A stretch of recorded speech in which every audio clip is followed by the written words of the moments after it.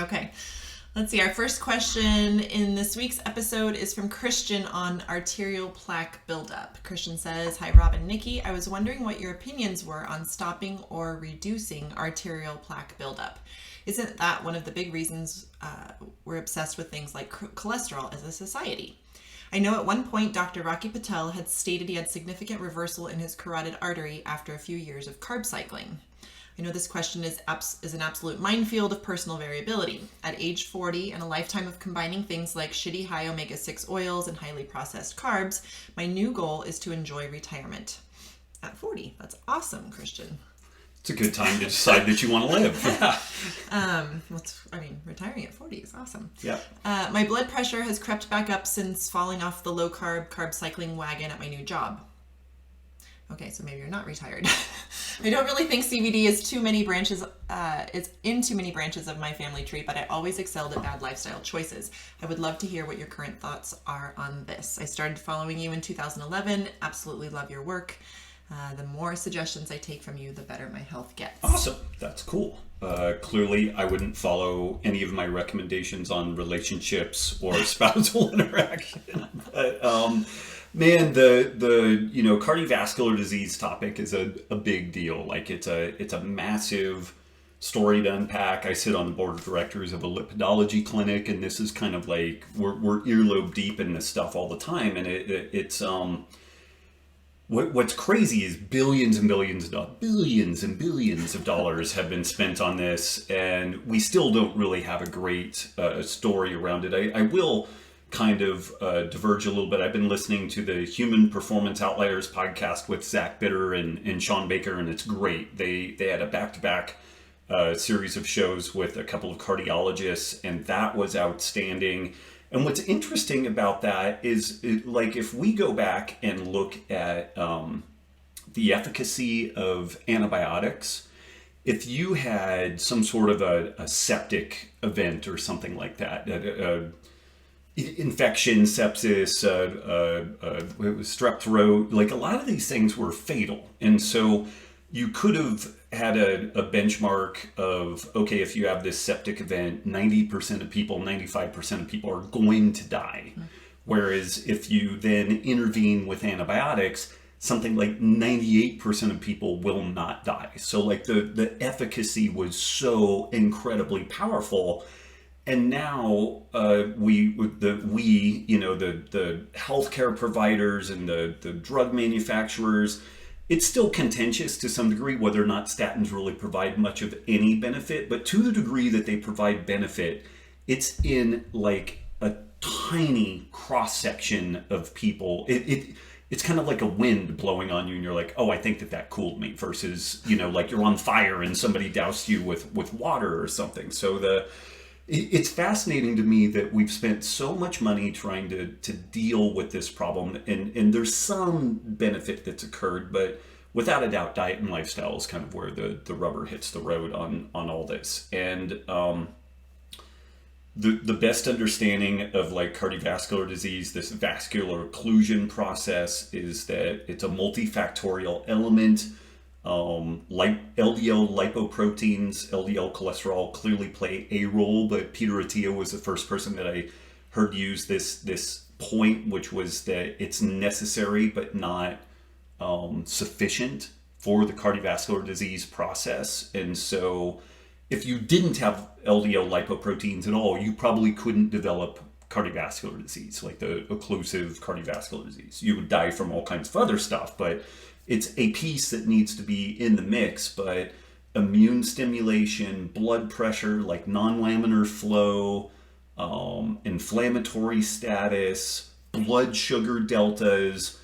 So there's a lot that's going on there. And again, there's so much going on that sometimes occasionally we might even break out like I might do a slide or two ahead of time on some of these things in the future. We'll see, because more people are watching these things online, so that might be helpful. But so on the one hand, we could have atherosclerotic progression over the course of a lifetime, but so long as we don't have a clotting event occur, we're not going to die from that. It's the clot formation that, and it's kind of a combination where the vascular lumen starts shrinking, so a smaller and smaller, particle could cause a clotting could cause a clotting event. But then what's interesting within that is that there's a pretty good case to be made that most stroke and heart attack events, when there is a clotting event, happens at the tail end of a blood sugar drop. So blood sugar goes high, presumably after a meal, and then when it drops, it causes a pro-inflammatory environment, and that may be a big part of this thing. So it's unclear, there is material that suggests that vascular occlusion may reverse under circumstances of a low-carb diet. We don't remotely have enough data to support that. It's incredibly anecdotal. There's all this fanfare around the Dean Ornish intervention where they had people stop smoking and they exercised and they meditated and they went on a low-fat vegan type diet. But of course, the only thing that matters is the vegan diet on that. And something that has to be pointed out in that scenario is that the degree of change, the degree of improvement is smaller than the error of the testing that is used. So it's fucking bullshit, but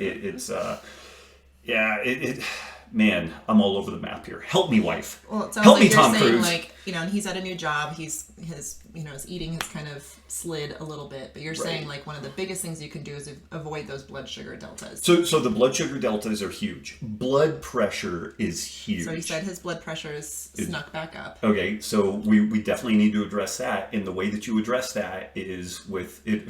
In general, a lower carbohydrate intake or a modification of the types of carbohydrate. That non-laminar flow where we get turbulence in the vascular system, that's where we get plaque formation. We do not, no matter how screwed up people are, even in familial hypercholesterolemia, the veins do not develop atherosclerotic lesions. It's the arteries. It's the pressurized systems that can damage the vascular lumen, and I hope I'm right about that, familial hypercholesterolemia. I'm pretty sure. I still think that only occurs on the arterial side. If I'm wrong, then I'll be crucified and fucking at the stake in the interwebs. But the point being that the vast majority of vascular, atherosclerotic progression happens in the arteries.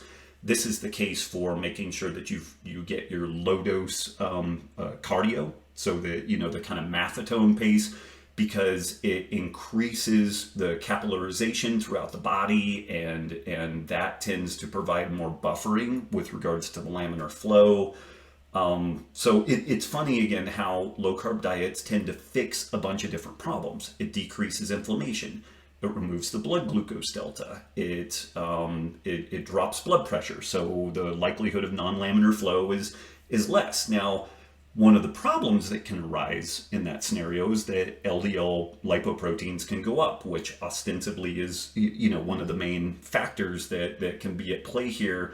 One of the doctors that was on this Performance Outliers podcast mentioned that he would use Zetia occasionally, which is not a statin, but it drops the reabsorption of cholesterol in the gut, and so this can drop lipoproteins. And so he'll use that as a bridge for some people who are really inflamed, clearly dyslipidemic and insulin resistant and all that, but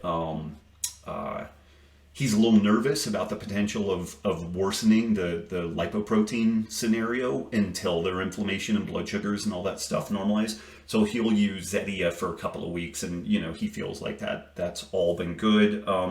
Real quickly on the screening that you can do, a CIMT, a carotid intimal media thickness scan, which is an ultrasound process, that's a great thing to get as a baseline. It doesn't really matter so much what that number is. It's something that can be easily tracked over time.